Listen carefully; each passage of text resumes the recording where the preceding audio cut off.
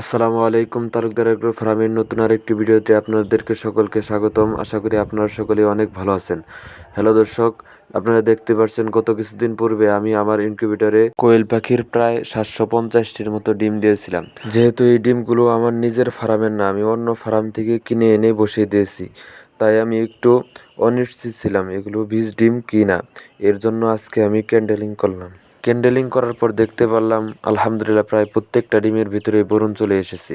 শুধুমাত্র কিছু ডিমের ভিতরে বোরন আসেনি, যা হওয়াটাই স্বাভাবিক।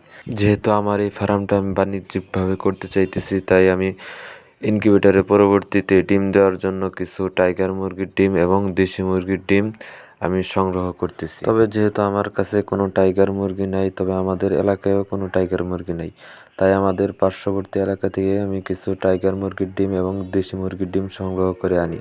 ডিমগুলো আনার পর আমি সুন্দর করে কেসের ভিতরে সাজিয়ে পানি দিয়ে ধুয়ে ফ্রিজের ভিতরে সংগ্রহ করে রেখে দিতেছি। তবে আমি একটি কথা বলতে চাই, আমার ভিডিও যারা যারা দেখতেছেন তাদের ভিতরে কেউ যদি তিতির মুরগি পালন করে থাকেন আমাদেরকে জানাবেন। আমার কিছু তিতির মুরগির বীজ ডিম দরকার।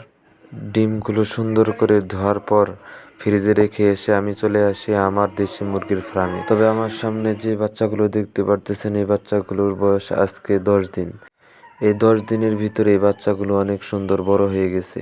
তবে কারো যদি দেশি মুরগির বাচ্চা এবং কি কোয়েল পাখির বাচ্চা লাগে, তাহলে আমার সাথে যোগাযোগ করতে পারেন, ইনশাল্লাহ দেওয়া যাবে।